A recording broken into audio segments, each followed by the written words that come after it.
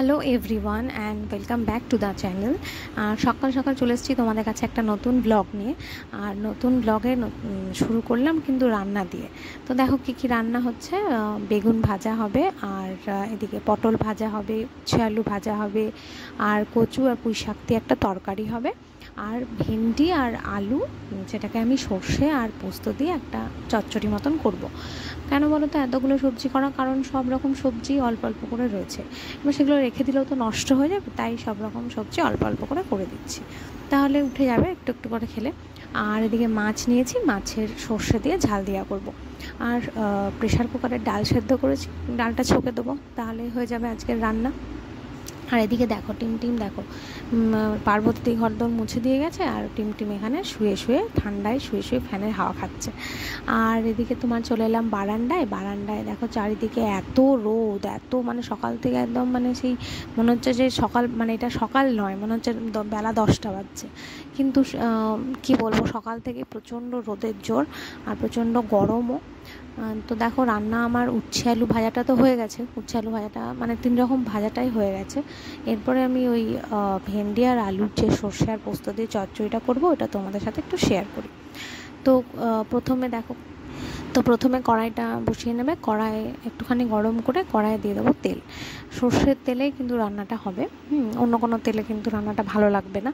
যে কোনো চচ্চড়ি সর্ষে দিয়ে রান্নাগুলো কিন্তু সর্ষের তেল ছাড়া কোনো অন্য তেলে, মানে সাদা তেল, এসব তেলে কিন্তু ভালো লাগবে না।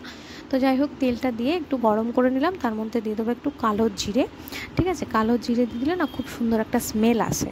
তো কালো জিরে দিয়ে দেবো, তার মধ্যে ভেন্ডি আর আলুটাকে আমি ছেড়ে দেবো, মানে একটু লাল লাল করে কিন্তু ভাজতে হবে। হ্যাঁ, একটু ভালো করে ভাজতে হবে। ভেজে নিয়ে তারপর সেটার মধ্যে তোমাকে সর্ষে আর পোস্তটাকে, যেটা বেটে রেখেছি সর্ষে পোস্ত আর লঙ্কা, সেটার মধ্যে দিয়ে দিতে হবে। দিয়ে একটুখানি ভালো করে কষিয়ে তার মধ্যে নুন, একটু সামান্য মিষ্টি দিতে হবে। ঠিক আছে, রান্নাটা কিন্তু একটু মিষ্টি মিষ্টি খেতে হবে, মানে ঝাল মিষ্টি, আর ওই টেস্টটাই কিন্তু এটার ভালো লাগে। হ্যাঁ, একটু নুন দিলে, চিনি আর সব কিছু দিয়ে, কিন্তু ওই ধনে গুঁড়ো ওইসব কিছু লাগবে না, ধনে গুঁড়ো জিরে গুঁড়ো ওইসব লাগে না। একটু ওই তোমার সর্ষে আর পোস্তর বাটা, একটু নুন চিনি হলুদ এসব অল্প চিমটি, এক চিমটি হলুদ দিয়ে একটু নেড়েচেড়ে তারপর জল দিয়ে দিলে আর খুব সুন্দর কিন্তু খেতে লাগে। একদিন করে দেখো, ভালোই লাগবে।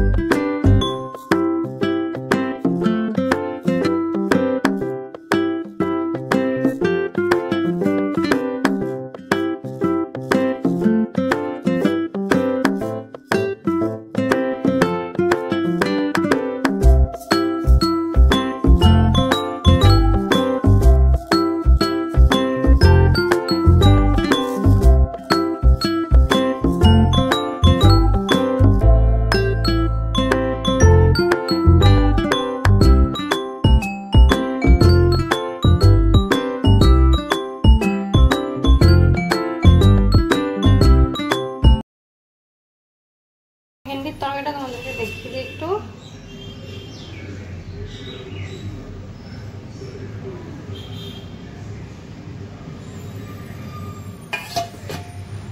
ঠিক আছে না, তোমাদেরকে দেখাই। এখানে আছে ভেন্ডির তরকারি, আর এখানে আছে এই যে মাছের ঝাল,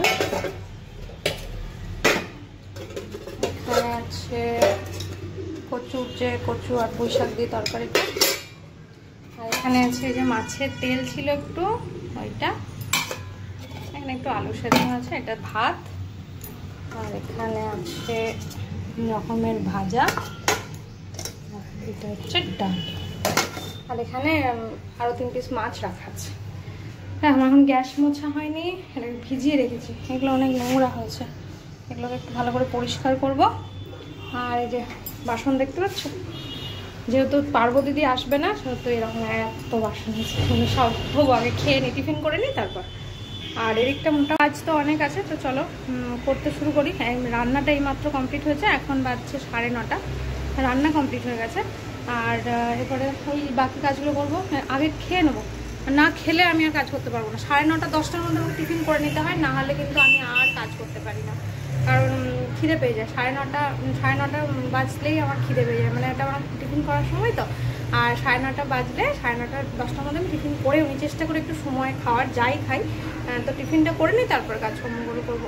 তো চলো একটু পর রাখা হচ্ছে।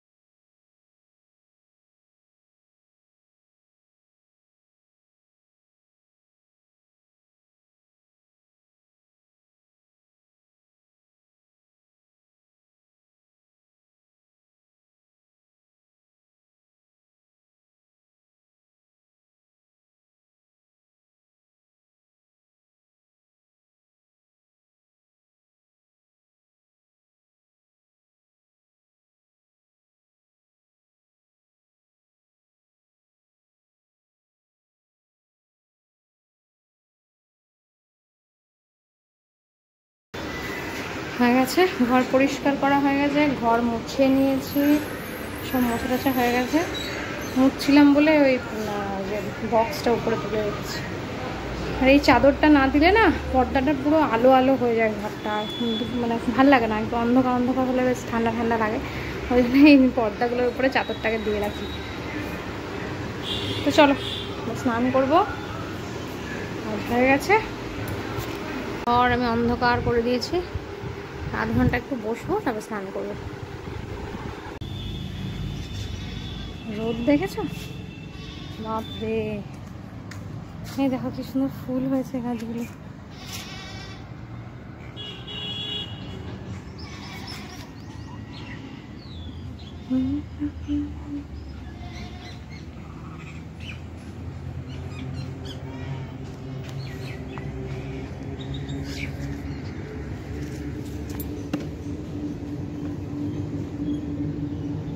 তো চলো জামা কাপড়গুলো মেলে নি, প্রচণ্ড রোদ, স্নান হয়ে গেছে।